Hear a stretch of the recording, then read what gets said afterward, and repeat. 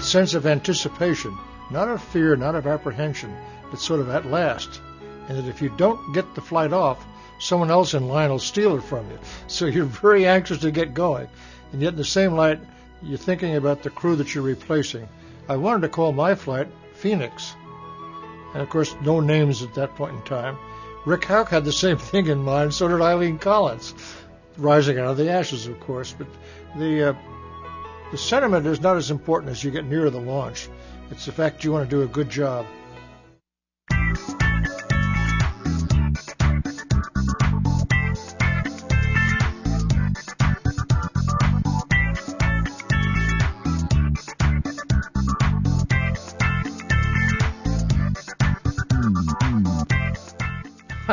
Well, it's interesting is I've had fun with one of the legends of aviation, Chuck Yeager, who became a good friend. If you hunt or fish with someone more than once, they're good friends, and I've done that with Chuck. But Chuck one day said, well, you were just in diapers when I started flying. I said, Chuck, you're in real trouble.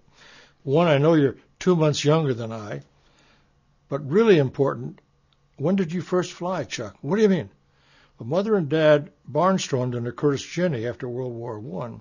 And Mother got out in the wing, allegedly called a wing walker.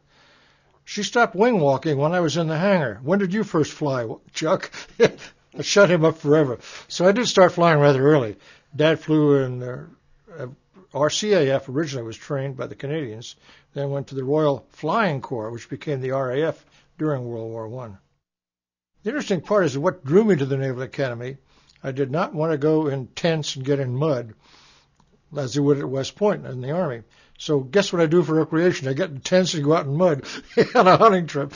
Never know how your mind works.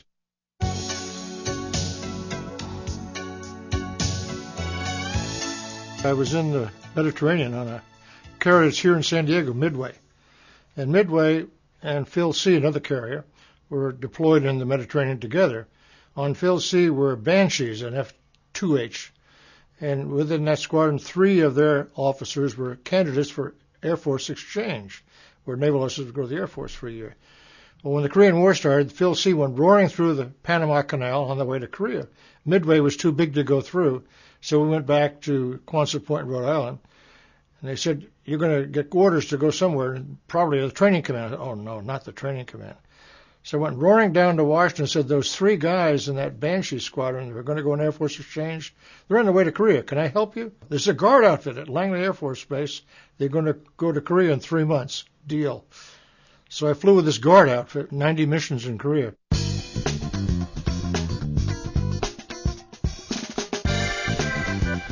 I came back from Air Force exchange, and in Korea, of course, having had 2 MiGs to my credit. And I was sent to China Lake, and I was all ready to go water skiing and sailing until I realized it was the desert. And I helped develop a missile called Sidewinder. And while there, we saw other missiles being launched. And I said, no one's going to ride on the top of one of those dumb things. So I wasn't at all interested in being in the space program. I was interested in this air-to-air weapon, this Sidewinder, which is even in production today. And I heard about test pilot school. I said, oh, I've got to do that now. And my air group commander said, you're on, sure. Bob Elder was one of my heroes in the Navy. He was our air group commander and was wired in. So I'm back at Patuxent, writing up a test report in test pilot school on an F-4D called the Skyray, which I took as my handle. They call me Skyray. Shepard calls me Skyray all the time. We're dead. My wife still does. Anyway, I'm writing a test report in the evening, and I hear something on the news, so I walk outside, and I see this thing going by. It was the booster for Sputnik. And, of course, in test pilot school, I knew it was doing the equivalent of Mach 25. And here I am writing a report about a Mach 1 airplane. That still didn't intrigue me about being an astronaut, though. I had to be ordered to Washington to be invited. But when I was in Washington getting briefed on what it would be like to be an astronaut, they said, don't worry, we'll put you in a capsule on top of this rocket, but we'll launch monkeys and chimpanzees first. I'm out of here. That same fellow who sent me to test pilot school, Bob Elder, said, Wally, if you want to go higher, farther, and faster, this is the only way to do it. So I went along with it.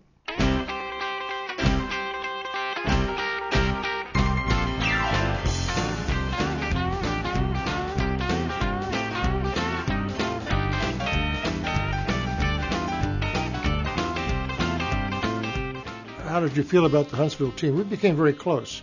Gordon Cooper practically lived there. And what we had as a routine, each one of the 7 had a different assignment.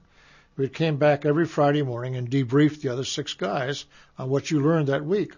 So we heard a lot about Hunspatch from Gordo. He started calling it Hunspatch. And about the time when Shepard flew, and when we had made a commitment shortly after that to go into the moon and back after President Kennedy made the statement, they were starting to fire Saturn engines out in Rocketdyne. That always blew my mind in '61. Not many people realize how early those engines were tested.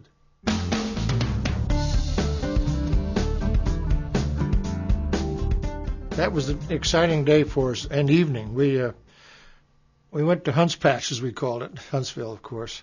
And after the day settled down, I remember being invited to Verna's home with Verna and Maria, having a private dinner there. The 7 of us and one of the very, very non-intrepid doctors, Dr. Bill Douglas, who was our favorite doctor. The 8 of us there had a chance to sit and chat with Verna and Maria, and Verna showed us drawings, engineering prints of how to put a man on, I think it was probably the V2 or something like the V2, to go into orbit. You mean you had that? And this was done during World War II.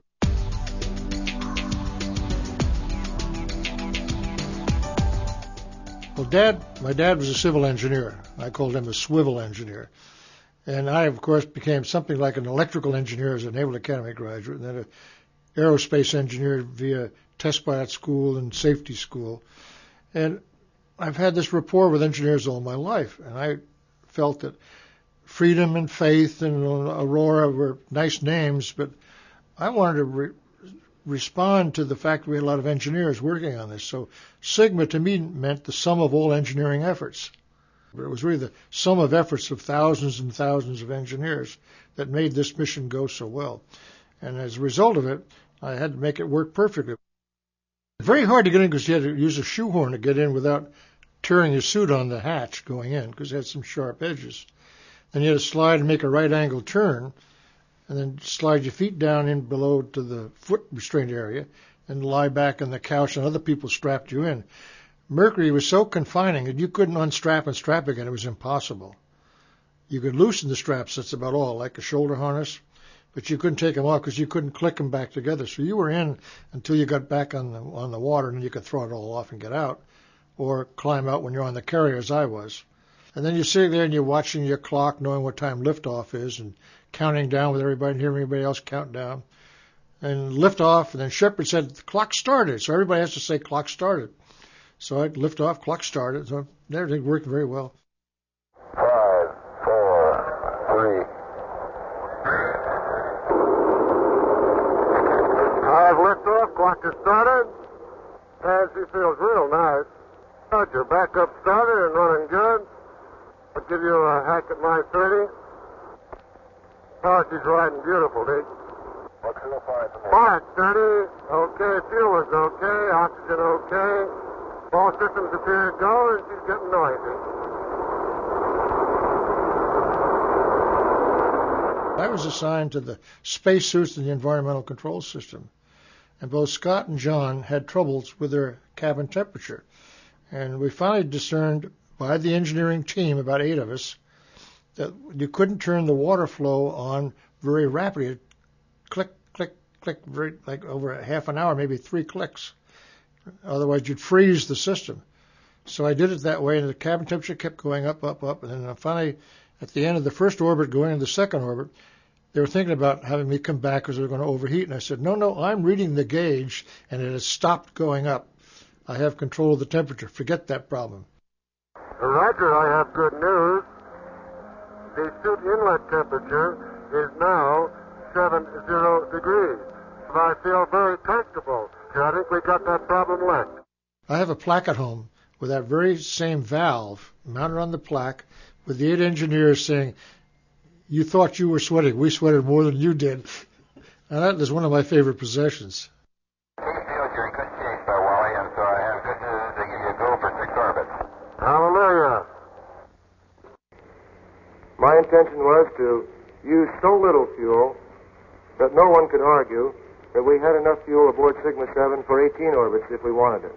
The systems that we were working with in Sigma 7 will differ somewhat from those that will be in Gemini and Apollo. But the use of these systems, the pilot control of these systems, is something I felt was my responsibility, was something I felt I could prove, and was something that the range itself was helping me evaluate.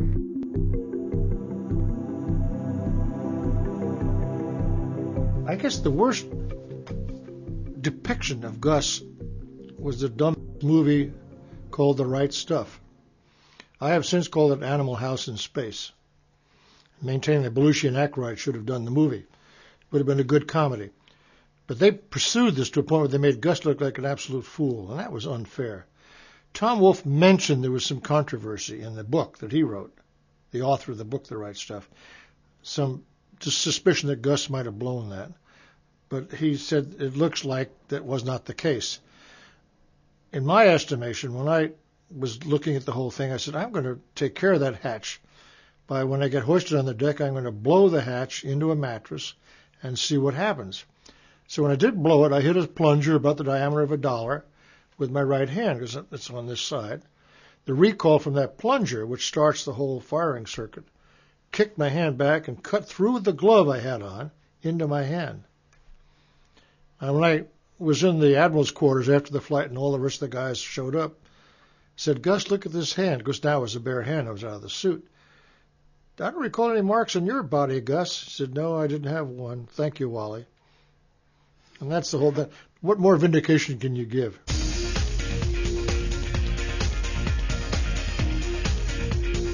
Nation. We have a shutdown, Gemini 6. My clock has started. No liftoff. This was probably the one time I should have been scared. Very apprehensive for sure. Liftoff, clock started, and our clock started. I had known, because I had flown my Mercury flight on Atlas, that didn't feel right. That was not a liftoff. The mission rule was if it settled back to the pad or didn't lift off, and then it started, you eject. I said, we didn't lift off, but they said the clock started, but there's no other motion in this vehicle other than that clock starting. No, that wasn't liftoff. Tom Stafford was ready to punch. He looked at me and said, no. Frank Borman calls me his hero for not having punched that because he was up there waiting for us. What happened, a wire had come loose on this case, and that caused a short, which then shut down the engine. But when you think about the engineers and the technicians who came out there and re-rigged that, that's unreal. Borman was a class of 50 out of West Point. So we got very close to the other spacecraft. Tom held up the sign that we had prearranged. Beat Army. 3 Navy guys against 1 at West Point. The sequel to that, though, which was really horrible, Borman said, look at that sign. It says Beat Navy. Tom pulls it down, looks at it. So we lost the verbal transition after the rendezvous. We couldn't dock, by the way, because they were almost in shirt sleeves up there for 2 weeks. But after we separated them from them, they were still going to stay in orbit. We were preceding them across the west coast of California for one more orbit before we'd fire retros and re-enter. 67, isn't that amazing? Well, of course, Gus, next door neighbor, buddy, and all that, we went to work and spent a lot of time at Downey. We commuted back and forth from Houston to Downey. A lot of things left open. We call them open items. Got to the Cape, still had a whole bunch of open items. Rebuilding the spacecraft practically there, and it was rather discouraging. So we had a test where my crew, the backup crew, would run through all the procedures, switch work, checkouts, countdown, in shirt sleeves with a normal atmosphere environment, where in turn Grissom and his crew would do it the next day in the pure oxygen environment in their suits. Well, the night before debriefing what I had done privately with Gus and Joe Shea, who was our project manager, I said, Gus, there's things I just don't feel comfortable. There's some anomalies that aren't working out right. And if something goes wrong and you don't like it, get the hell out of there. So I'll never forget Gus in the taped remark he made. I was flying an airplane at that point in time from the Cape back to Houston. But Gus said something about, hey, how are we going to get to the moon if we can't talk between 3 buildings? I can't hear a thing you're saying. that was the time to get the hell out of there. That was an anomaly, a communications anomaly. You think about holding up the shuttle because one of 4 sensors didn't work properly. And here they are in a pure oxygen environment. A deadly place to be. They have a plaque at the bottom commemorating the loss of 3, but they should have a plaque celebrating 3 finally got off.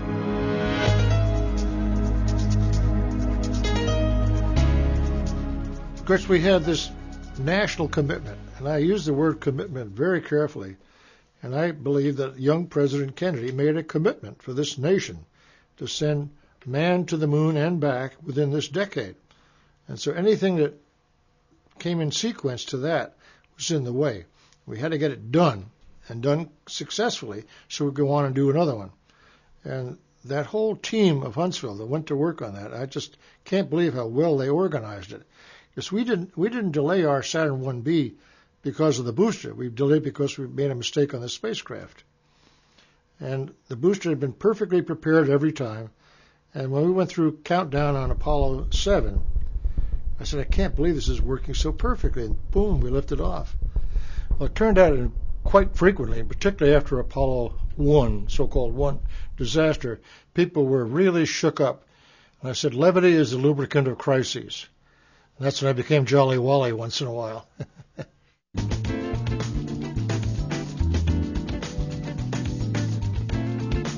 I was ordered by Werner, whenever there's a group of people, more than 5 or 10, Wally, tell the astronaut story, please. This is before we landed on the moon. Yeah, Werner, I tell the astronaut story. Well, you have to imagine in your mind, if you don't mind my telling the story, these 2 spacecraft land on the moon simultaneously. One has CCCP, the other one has USA on it. Out of one comes a cosmonaut, out of one comes an astronaut. They walk over to each other and put their bubble helmets together. Hello, Hans. Hello, Fritz. Now we speak German.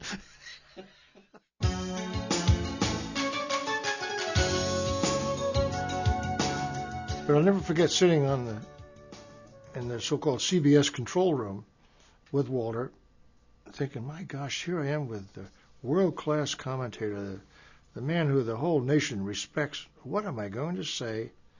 And my friends get out and walk on the moon.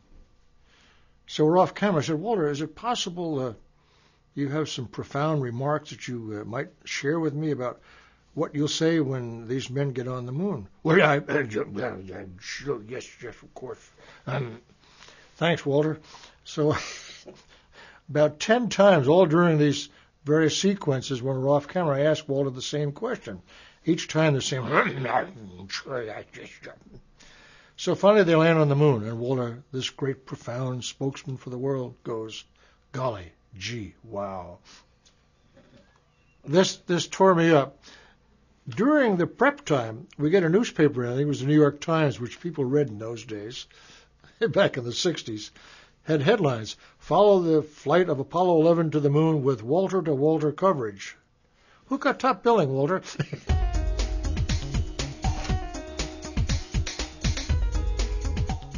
I will never forget Ed Buckby sent me a report, which is about a 10 or 12-page report on how to go to Mars that was presented by Werner within less than a month after we landed on the moon. I'm talking about August of 1969 was the date of that report. I had tears in my eyes when I started reading it. Everything was there, laid out completely on how to go to Mars and back. Notice I say and back. I learned the and back from Mr. Kennedy, and also I like to confirm my round trip. Oh, it would be somewhere in the 80s. This was 69. Now, what's interesting about Werner is that my favorite visualization of Werner in an engineering meeting, Werner chairing it, particularly in Huntsville, but it could be in Houston as well.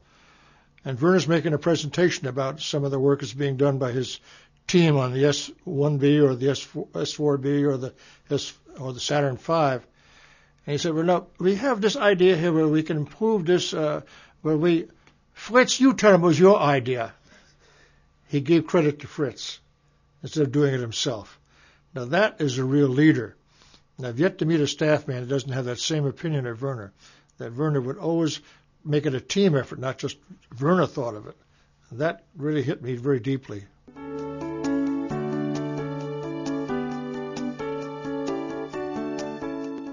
could not have done it without it. We knew those people were on our team. And that is the best thing I can ever say about anybody who was involved in those days, part of the team. The nation was committed, but the engineers and the technicians that gave so much extra time, overtime didn't even count in those days. Talk about feeling emotional about how people worked as a team. We couldn't have done without operational support for the booster and the sense of confidence we had from hearing who was working on it. Well, we need that team to run the next booster, there's no doubt about it. We may end up using parts of the shuttle system, parts of other stuff, that's all going to be resolved. But the people who know how to put things together come out of Huntsville.